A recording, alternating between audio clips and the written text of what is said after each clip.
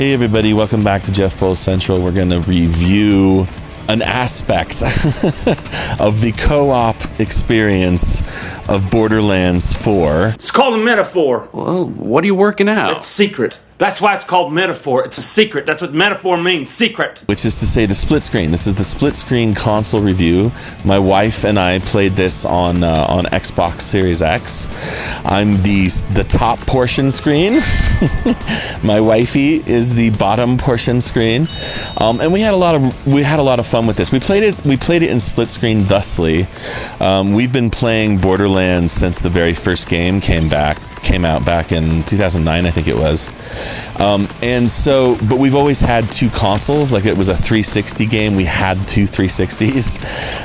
And when it was an Xbox One game, we had two Xbox Ones, right?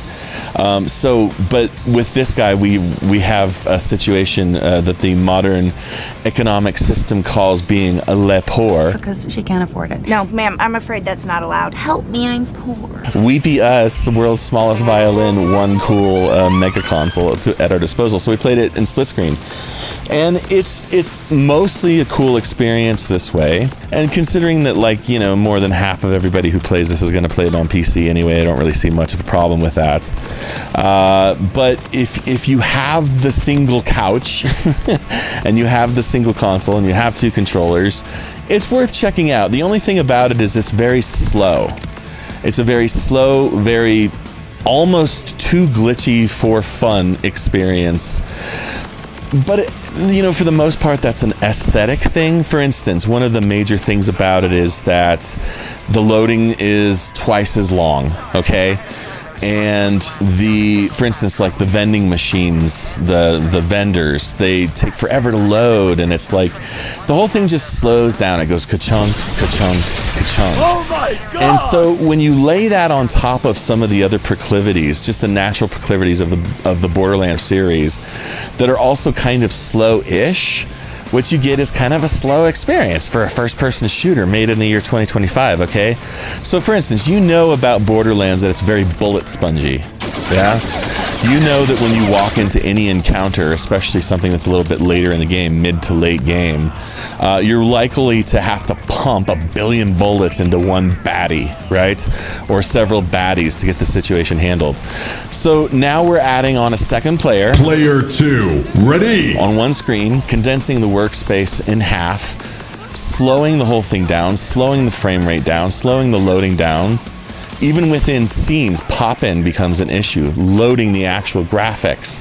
Ka-chunk, ka-chunk, ka-chunk. That's the experience kind of the split screen in Borderlands 4. But, speaking to the refinements and improvements, see, the thing is that I don't really know how this plays as a single-player experience. We chose not to do it that way because this is one of our games that we've always done. And it was kind of like, it came out during our anniversary, so we kind of decided to play it together. It's a whole thing, right?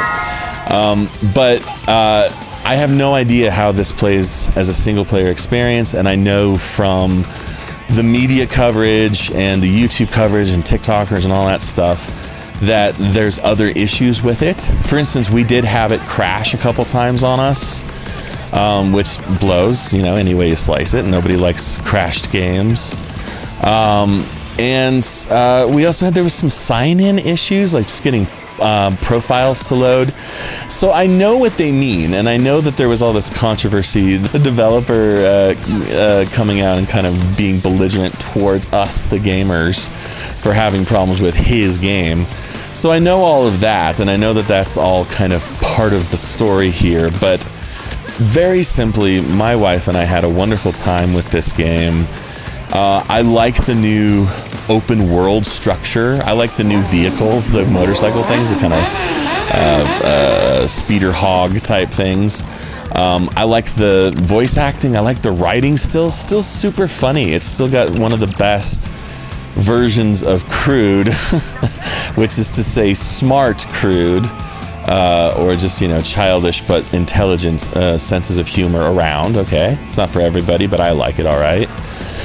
I like the storytelling, I like the characters, I like the weapon. The weapon variety is outstanding.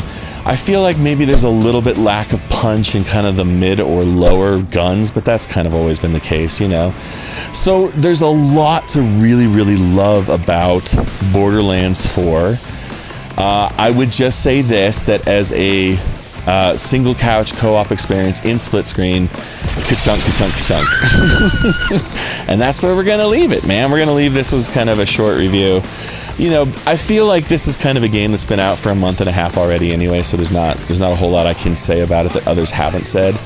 And specifically, we're talking about split screen, so that's it.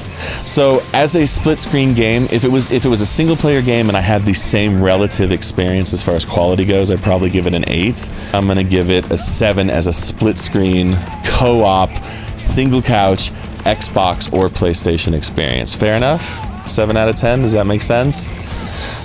It's still a really, really fun game, and gosh darn it, I love Borderlands. You know, one of the things that's great about it is this new planet. It's so lush and green, whereas Pandora was just always so brown. So I would definitely recommend this game, and if you have a friend or a spouse or a sibling or whatever your situation is and you want to play with somebody else, it's a valid way to play, but it's not the best way to play. So 7 out of 10. Please like this video, subscribe to the channel if you're so inclined, and I'll catch you on that flip side. The flip side of what you might ask. Well, you have to flip it over. No, you flip it. Okay, we'll get there. Bye.